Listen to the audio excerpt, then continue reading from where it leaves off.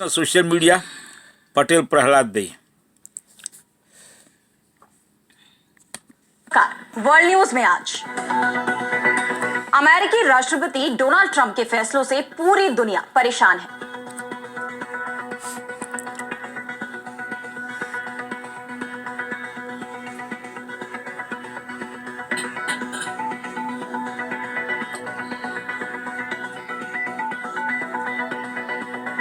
कहीं मंदी की चिंता जताई जा रही है तो कई देश अमेरिका के साथ जैसे को तैसा रुख भी अपना रहे हैं। लेकिन अब अमेरिका की तरफ से राहत भरी खबर आ रही है।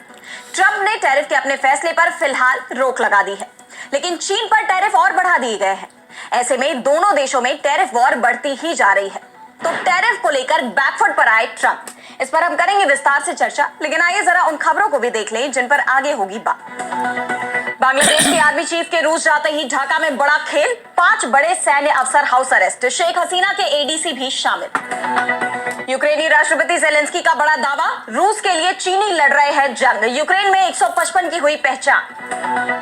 अमेरिका ने ईरान के परमाणु कार्यक्रम पर लगाए नए दंडात्मक प्रतिबंध, ओमान में वार्ता से पहले बड़ी कार्रवाई, ट्रंप ने ईरान पर सैन्य कार्रवाई की दी चेतावनी। और चलते चलते में देखेंगे यूके के बेस्ट सीक्रेट को, ब्रॉडसेंस बीच में क्या है खास। इन सभी खबरों पर हम आगे विस्तार से करेंगे बात, लेकिन पहले एक नजर हेडलाइंस पर। What would life be like without paying utility bills? Make sharks great again, America में नल के पानी के प्रेशर को लेकर राष्ट्रपति ट्रंप ने साइन किया एग्जीक्यूटिव ऑर्डर, बाइडेन ओबामा काल की हटाई बंदिशें। फलस्तीन को अलग देश की मान्यता देगा फ्रांस, राष्ट्रपति मैक्रो बोले इजराइल फलस्तीन संघर्ष को अंतिम रूप देना मकसद। अफगान शरणार्थियों पर पाकिस्तान का एक्शन जारी, 9 दिन में 8,000 लोगों को देश से निकाला। 31 मार्च को खत्म हो गई थी एसीसी कार्ड धारकों की स्वैच्छिक वापसी की समय सीमा। डोमिनिकन रिपब्लिक के नाइट क्लब में हुए हादसे में बढ़ रहा मृतकों का आंकड़ा, अब तक 184 लोगों की गई जान, मलबे में लोगों की तलाश कर रही बचाव टीमें। तो अमेरिकी राष्ट्रपति डोनाल्ड ट्रंप अब अपने ही फैसले को लेकर बैकफुट पर आ गए हैं। उन्होंने हिंदुस्तान समेत 75 से ज्यादा देशों को 90 दिनों के लिए टैरिफ से राहत दे दी है। हालांकि ट्रंप का कहना है कि उन्होंने टैरिफ के फैसले के प्रति इन देशों के सकारात्मक रवैये को देखते हुए इस छूट की अवधि की घोषणा की है, लेकिन जमीनी हकीकत को देखते हुए उनका ये दावा झूठा नजर आ रहा है। क्योंकि जिस तरह से कई देशों ने अमेरिका के खिलाफ जैसे को तैसा रवैया अपना लिया, मेक्सिको, ब्राजील ने एकजुट रूप से ट्रंप के टैरिफ पर पलटवार की रणनीति बनाई। चीन और अमेरिका के बीच तो बाकायदे टैरिफ वॉर छिड़ गई है। शेयर बाजार में हाहाकार मच गया, जिसे देखते हुए अर्थशास्त्रियों ने अमेरिका में मंदी तक की आशंका जताई, वैश्विक मंदी की आशंका जताई गई। ऐसे में ट्रंप को अपने इस फैसले पर रोक लगाना बेहद जरूरी था, वरना न सिर्फ अमेरिका बल्कि पूरी दुनिया आर्थिक मोर्चे पर टूट जाती। आलोचकों का कहना है कि यह कदम वैश्विक बाजारों में गिरावट और भारी आलोचना के बाद उठाया गया यू टर्न है। अब ट्रंप का यह फैसला बाजारों के लिए और कई देशों के लिए राहत देने वाला है, लेकिन चीन को कोई भी राहत नहीं दी गई। अमेरिकी राष्ट्रपति ने चीन पर टैरिफ और बढ़ा दिया। इसकी जानकारी देते हुए ट्रंप ने अपने सोशल मीडिया पर पोस्ट किया कि चीन ने विश्व बाजारों के प्रति जो असम्मान दिखाया है, उसके जवाब में अमेरिका अब 125% शुल्क वसूलेगा। चीन को यह समझना होगा कि अमेरिका और अन्य देशों का शोषण अब बर्दाश्त नहीं किया जाएगा, जिस पर चीन ने कहा कि वो चुप नहीं बैठेंगे। चीनी मीडिया के रिपोर्ट्स के मुताबिक एक अधिकारी ने कहा कि जब उसके लोगों के अधिकारों और हितों को चोट पहुंचाई जा रही है तो चीनी सरकार किसी भी तरह से चुप नहीं बैठेगी। इससे पहले अमेरिका ने चीन पर 104% टैरिफ लगाया था, जिसके बाद चीन ने भी अमेरिका से आने वाले उत्पादों पर शुल्क बढ़ा दिया, 84% कर दिया। और साथ ही वर्ल्ड ट्रेड ऑर्गेनाइजेशन यानी WTO में अमेरिका की शिकायत भी की। चीन ने अमेरिका के खिलाफ बढ़ते टैरिफ को लेकर WTO में मुकदमा दर्ज कर दिया है, जिसके बाद दोनों देशों के बीच तनाव और बढ़ने की संभावना जताई जा रही है। अमेरिका चीन में छिड़े इस टैरिफ वॉर को लेकर तमाम देश चिंतित हैं, क्योंकि ये जंग जल्दी थमने वाली नहीं है। इस पर ऑस्ट्रेलिया ने चिंता जाहिर करते हुए कहा कि हम अमेरिका और चीन के बीच व्यापार युद्ध नहीं देखना चाहते। बहरहाल ये जंग किस दिशा में आगे बढ़ती है, ये देखने वाली बात होगी। और अब बढ़ते हैं अगली खबर की तरफ, जहां हम बात करेंगे बांग्लादेश की। तो बांग्लादेश में एक बार फिर से उथल पुथल का दौर शुरू हो गया है। एक बार फिर हिंसा की खबरें आ रही हैं। पूर्व प्रधानमंत्री शेख हसीना की सक्रियता भी बढ़ने लगी है। तो अब खबर आ रही है कि बांग्लादेश आर्मी के 5 अफसरों को हाउस अरेस्ट कर लिया गया है। ये कार्रवाई उस वक्त पर हुई है जब बांग्लादेश आर्मी के चीफ जनरल वकार उज्जमान रूस के दौरे पर हैं। बांग्लादेश सेना के जिन 5 वरिष्ठ अफसरों को ढाका छावनी में नजरबंद किया गया है, उनमें 2 ब्रिगेडियर, 1 कर्नल, 1 लेफ्टिनेंट कर्नल और 1 मेजर शामिल है। बांग्लादेश की अंतरिम सरकार ने सार्वजनिक रूप से 5 अधिकारियों की पहचान जाहिर नहीं की है, लेकिन हिंदुस्तानी एजेंसियों ने इन 5 की पहचान कर ली है।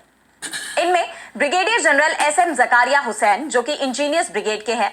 इसके अलावा ब्रिगेडियर जनरल इमरान हामिद, जो इन्फेंट्री ब्रिगेड के हैं, इनका नाम शामिल है। जनरल हामिद पूर्व प्रधानमंत्री शेख हसीना के ADC भी थे। इसके अलावा रैपिड एक्शन बटालियन यानी RAB से कर्नल अब्दुल्ला अल मोमेन, बॉर्डर गार्ड बांग्लादेश यानी BGB से लेफ्टिनेंट कर्नल मोहम्मद रिजवानुल इस्लाम और ईस्ट बंगाल रेजिमेंट से मेजर मोहम्मद नोमान अल फारूक के रूप में इनकी पहचान की गई है। दावा किया जा रहा है कि हाउस अरेस्ट किए गए ये सभी अधिकारी आर्मी चीफ के करीबी हैं और साथ ही इन्हें पूर्व PM शेख हसीना का भी करीबी माना जाता है। दरअसल बीते साल जुलाई में छात्रों के विद्रोह के बाद 5 अगस्त को शेख हसीना को प्रधानमंत्री पद छोड़ना पड़ा था। इसके बाद वो ढाका से भागकर हिंदुस्तान आ गई थी और अब बांग्लादेश के आर्मी चीफ के करीबियों की गिरफ्तारी से ढाका में सियासत गर्मा गई है। पिछले महीने भी ढाका में आर्मी चीफ के तख्ता पलट की कोशिश की गई थी, जब आर्मी के कई अफसरों ने बैठक की थी, लेकिन इस बैठक में आर्मी चीफ को हटाने पर एक राय नहीं बन पाई थी। लेकिन अब आर्मी चीफ के रूस दौरे के बीच जो खबरें सामने आ रही हैं, उससे बांग्लादेश में हलचल मच गई है। और अब अगली खबर में बात करेंगे यूक्रेन और रूस के बीच चल रही जंग की। तो अमेरिका के राष्ट्रपति डोनाल्ड ट्रंप ने दावा किया था कि वो इस जंग को रुकवा देंगे, लेकिन ट्रंप के दावे पूरी तरह से फेल साबित हो चुके हैं और अब यूक्रेन ने इस जंग को लेकर बड़ा दावा कर दिया है। यूक्रेन के राष्ट्रपति वोलोदिमिर ज़ेलेंस्की ने कहा कि रूस की तरफ से पहले उत्तर कोरिया के सैनिक जंग के मैदान में उतरे और अब चीन के सैनिक भी जंग लड़ने के लिए आ गए हैं। यानी यूक्रेन और रूस के बीच चल रही जंग में दुनिया अब 2 हिस्सों में बंट गई है। ऐसे में ये जंग अगर आगे बढ़ती है तो फिर विश्व युद्ध भड़क सकता है। यूक्रेन के दावे से अमेरिका तक खलबली मच गई है, लेकिन यूक्रेन के दावे पर सवाल भी उठ रहे हैं। यूक्रेन ने यह दावा तो कर दिया कि चीनी सैनिक रूस की तरफ से युद्ध के मैदान में उतर गए हैं, लेकिन इसमें चीन की सीधे भूमिका का उसके पास कोई सबूत नहीं है।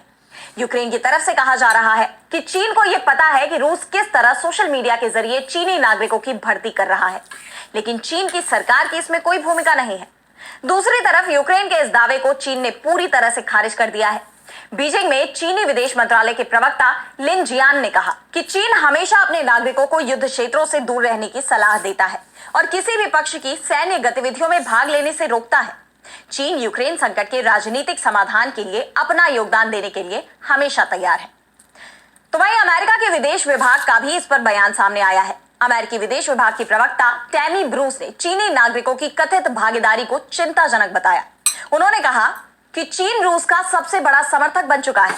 रूस में आने वाले लगभग 80% ड्यूअल यूज गुड्स यानी सैन्य और नागरिक दोनों तरह से उपयोगी तकनीक चीन से आते हैं, जिनमें माइक्रो इलेक्ट्रॉनिक्स, मिसाइल, ड्रोन और टैंक निर्माण के उपकरण शामिल है। साफ है, अमेरिका अब यूक्रेन रूस युद्ध को लेकर घबराया हुआ दिखाई दे रहा है। और अब अगली खबर में बात करेंगे अमेरिका और ईरान के बीच बढ़ते तनाव की।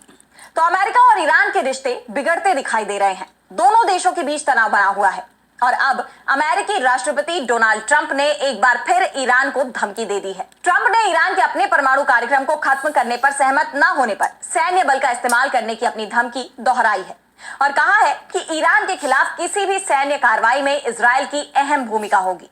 ट्रंप ने कहा कि मैं बहुत कुछ नहीं मांग रहा हूं, लेकिन ईरान को परमाणु हथियार रखने की इजाजत नहीं दी जा सकती। अगर वो नहीं माने तो इसके लिए हम सैन्य बल का इस्तेमाल करेंगे। जाहिर है इजरायल इसमें हमारा लीडर होगा। कोई भी हमारा नेतृत्व नहीं करता, हम वही करते हैं जो हम चाहते हैं। यानी ट्रंप ने सीधी चेतावनी दे दी है और अब अमेरिका के ट्रेजरी विभाग ने ईरान के परमाणु कार्यक्रम पर नए प्रतिबंध भी लगा दिए, जिससे यह तनाव और बढ़ता जा रहा है। ये कार्रवाई ओमान में अमेरिकी और ईरानी अधिकारियों के बीच होने वाली बातचीत से कुछ ही दिन पहले की गई है। नए प्रतिबंधों में ईरान में मौजूद 5 संस्थाओं और एक व्यक्ति को निशाना बनाया गया। ये संस्थाएं ईरान के परमाणु कार्यक्रम को समर्थन देती है। इनमें ईरान के परमाणु ऊर्जा संगठन, Iran centrifuge technology company, thorium power company, Pars reactors construction and development company और अजाराब इंडस्ट्रीज कंपनी शामिल है। ट्रेजरी सचिव स्कॉट बेसेंट ने कहा कि ईरानी शासन की परमाणु हथियारों की चाहत अमेरिका के लिए गंभीर खतरा और क्षेत्रीय स्थिरता व वैश्विक सुरक्षा के लिए एक खतरनाक स्थिति है। ट्रंप ने भी हाल ही में ऐलान किया था कि वो ईरान के परमाणु कार्यक्रम पर सीधी बातचीत के लिए उच्च स्तरीय प्रतिनिधियों को भेजेंगे। इसके साथ ही उन्होंने ईरान को चेतावनी भी दी थी कि अगर बातचीत में सफलता नहीं मिली तो उसे बड़े खतरे का सामना करना पड़ेगा। और अब चलते चलते मैं बात करेंगे धरती का स्वर्ग कहलाने वाले लाल समुद्र की। तो क्या आपने कभी लाल रेत वाले समुद्र तट के बारे में सुना है? इंग्लैंड के साउथ डेवॉन में टोरबे तट पर बसा ब्रॉड सैंड्स बीच एक ऐसी जगह है जो किसी सपने से कम नहीं लगती। इसे धरती का स्वर्ग कहें तो शायद अतिशयोक्ति भी ना हो। इसकी लाल रेत, चमकता पानी और चारों तरफ फैली हरियाली इसे खास बनाती है। इसे यूके का बेस्ट सीक्रेट भी कहा जाता है, जो अपनी शांति और सुंदरता से हर किसी का दिल जीत लेता है। ब्रॉड सैंड्स बीच अपनी अनोखी लाल रेत के लिए मशहूर है, जो दो चट्टानी हेडलैंड्स के बीच फैली हुई है। इसे इंग्लिश रिवियरा के नाम से भी जाना जाता है। इस तट को ब्लू फ्लैग और सी साइड अवार्ड जैसे सम्मान मिल चुके हैं, जो इसकी साफ सफाई, सुरक्षा और खूबसूरती का सबूत है। जहां मशहूर समुद्र तटों पर भीड़ के कारण पैर रखने की जगह नहीं मिलती, वहीं यहाँ आपको सुकून और खुली जगह का एहसास होगा। हाँ, गर्मियों में थोड़ी चहल पहल जरूर बढ़ जाती है। यहाँ की प्रोमेनेड भी खास है, जहाँ रंग बिरंगी बीच हट्स किराए पर मिलती हैं। कोस्टल वॉक के शौकीनों के लिए ये जगह जन्नत है। ऊंची दुकानों से उतरकर आप इस लाल तट पर पहुंचते हैं तो रास्ते की हर थकान मिट जाती है। यहाँ डॉल्फिन, सील, सुंदर पक्षी और मछलियां प्रकृति का जादू बिखेरते हैं। लेकिन इस स्वर्ग तक पहुंचना इतना भी आसान नहीं है। इसके लिए चट्टानी रास्तों से उतरना पड़ता है। जहां कुछ जगह हैंडरेल्स हैं, लेकिन चलने में दिक्कत होने वालों के लिए ये चुनौतीपूर्ण हो सकता है। खुशखबरी ये है कि यहाँ बड़ा कार पार्किंग एरिया भी है, जो प्रोमेनेड तक ले जाता है। लंदन से ये लगभग 220 मील दूर है। तो अगर आप रोमांच और सुकून का मिश्रण चाहते हैं तो ब्रॉड सैंड्स बीच आपका इंतजार कर रहा है। तो आज इस वर्ल्ड